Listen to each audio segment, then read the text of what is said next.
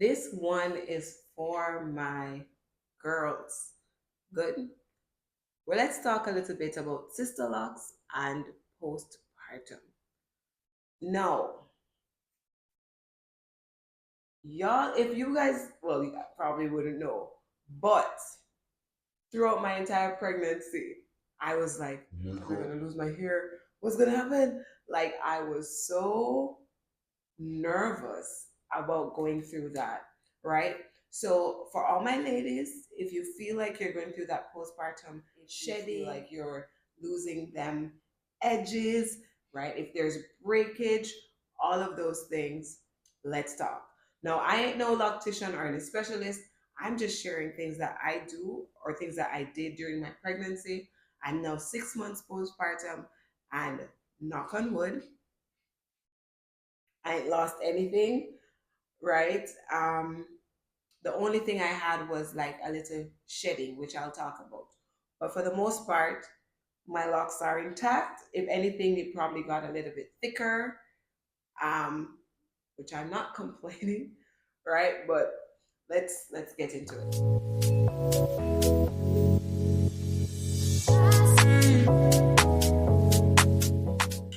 Okay, so first things first, guys. If this is a topic that's of interest to you, you have sister locks, you're considering sister locks, any of those things, don't forget to subscribe and also click that notification bell so you know when we're going to be locking, right? Or talking about locks. Good? And so let's get into this postpartum hair mess and drama. Good? So, why does postpartum even affect your sister locks in general? But then you have to remember that with pregnancy, it affects your hair in general. Whether sister locks could be for the good or it could be for the bad. I remember with my first child, my hair wasn't locked yet. It was natural. And what I did throughout that whole time was like a protective style. So I always had this lock. I don't remember the name of it. I'll probably show a picture here, but it was like a locks. But I wore that throughout most of my pregnancy. And after I had baby, I stopped wearing it. And through that time, I think my hair flourished. Like when I was done, my hair was thick, it looked healthy, it looked nice. With this pregnancy, with the sister locks, mm, kinda kind of similar in the sense where my hair got a little, I think it thinned a little at first, but then it got thicker. And thankfully I haven't lost any, as I said, but I'll talk about that some more.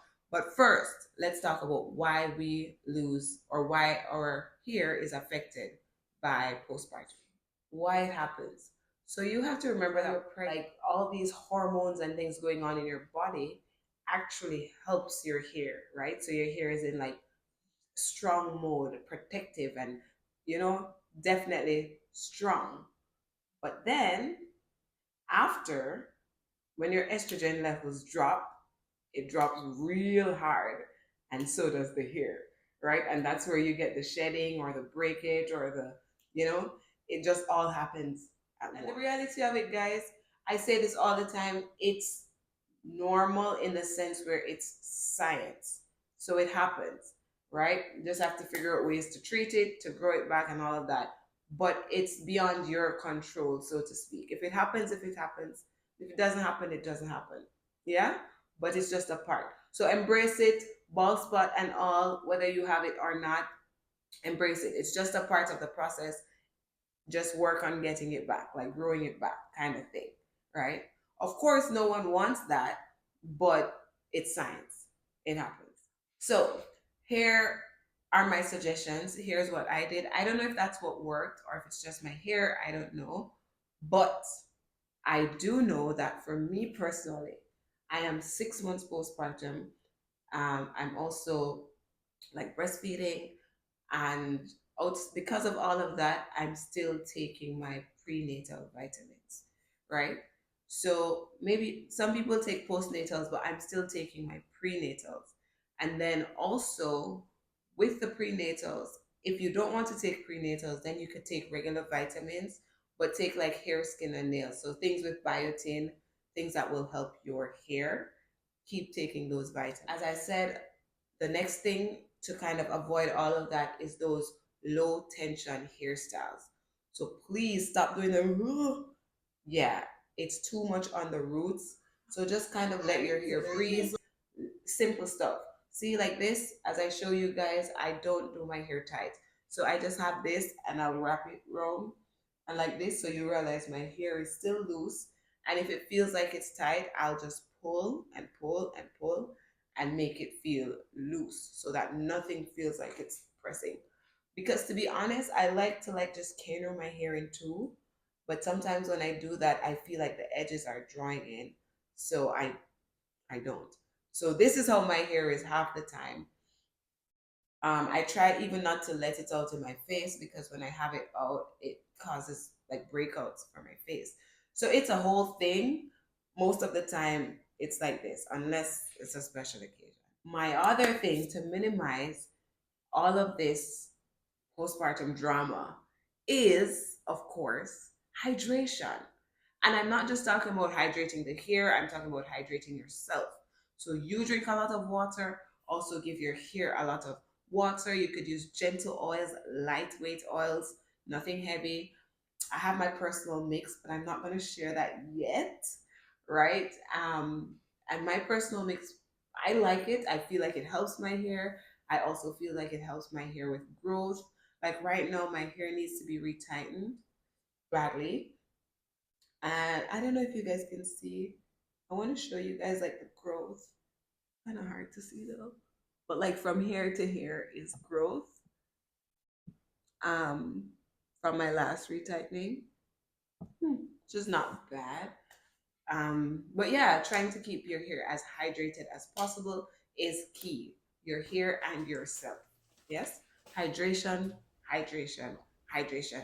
I cannot stop stressing that. Even for me, as I said, like during the winter season, like now, even more so, you need to hydrate. But what I realize helps is when I hydrate, especially in the night, and then I put on my satin, cap, it helps. When I wake in the morning, it's nice, it feels good. But I can't do that every night, as I expressed in a different video, because I get headaches. But it helps. If you don't have a headache problem, then try that. I promise you, you will feel a difference. So during the whole postpartum journey, some of the things that you can look for, like these are the red flags where you see the hair changes, is for example, there might be some breakage where you might have a lock and part of it breaks off, right? I think I have like a one or two lock where I look and I'm like, ooh, this part is really thin. Not this one, but like you would see the difference. Like here would be really thin or like just one part. So it looks like if you just go like this, it will just break into. But it's not just the breakage, it's also the dryness. That is what I went through during postpartum. My hair was like it was dying for water, dying of thirst. And like I put the water in and it wouldn't seem to be like soaking it in. Like you would see the droplets just hanging off. So because of that, I started like moisturizing it even more. So I have a little spray bottle with my little mixture that I do morning and night. And that's what I've been doing because the dryness is what's going to eventually maybe lead to the breakage. So definitely want to get that under control. Yeah. The other thing that you might see happening is a lot of shedding. Like when you wash your hair or when you do anything, you tend to see like a lot of your hair coming out afterwards. You don't want that.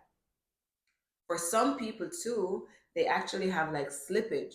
So like the hair itself starts to kind of unravel, which I think that more happens before your hair fully matures. But for some people, it starts to unravel.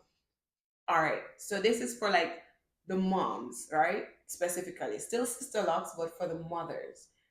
I mean, we ain't got time to sit and style and all that drama, right? So we keep it simple or as simple as possible, unless we have like special occasions.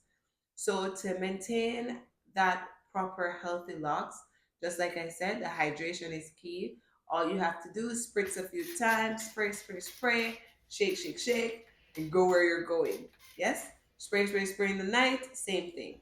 but lightweight. I keep saying that because if you use too many oils, you'll have that buildup. So keep it light, right? Mix things that will be light in your hair. For example, some people use rose water and aloe vera. That's not my mix, but some people use that, right? I do use rose water with other things, but that's a mix that works. Rose water and aloe vera. It's light, so you could just spray. Also, for me, when I wash, I don't use like conditioners and all those things. I literally just shampoo, but I shampoo twice, right? But and then I also massage the scalp and things like that. So those are for me the ways that I maintain my hair as a mom, and I think that you can too if you have sister locks. And then other things that will happen, you might see like your edges start to thin. That was my biggest fear. I think I still see some little thin ones at the front, but I feel like they've always been that way for me personally, which is why I tell you guys I don't heavily manipulate my hair because I don't want to lose them edges from the start, because I know most people with sister locks, like the history of sister locks is the edges problem. So it's something that I really wanted to avoid from the start. So even sometimes when I go to retighten, I don't let her do my edges. I leave them out. But when I realize that they really have grown out, then she'll do them. So I don't do them at every retightening. Now the number one question is, if I lose it, will it come back? Hmm. Not to worry, girls, not to worry. It will come back. It'll bounce back. As I said, it's science, right? It's really just like a phase because of all the, all the of what your body went through giving birth, and then the estrogen levels falling. Like it's just a part of the process. So it will come back. Hey, it might even come back better than it was before. Good. So just keep doing those things that I had mentioned earlier, just to kind of maybe help it to come back a little faster. But I think usually between like 6 to 12 months, it kind of comes back. If I don't hold me to that, but I'm almost sure that's the case. Anywhere within that time frame is when it starts to slowly make its return. Yeah. So yeah, it's not something long. Hopefully by the time your baby's turning 1, it will start to, you know, kick again. So hopefully that video was helpful. Now you know a little bit about sister locks and postpartum and things that you can do to kind of help it a little bit, just a little bit. All right, so don't forget to subscribe, guys. Click your notification bell, and I'll see you guys in the next video. Bye. There's an eyelash in my eye.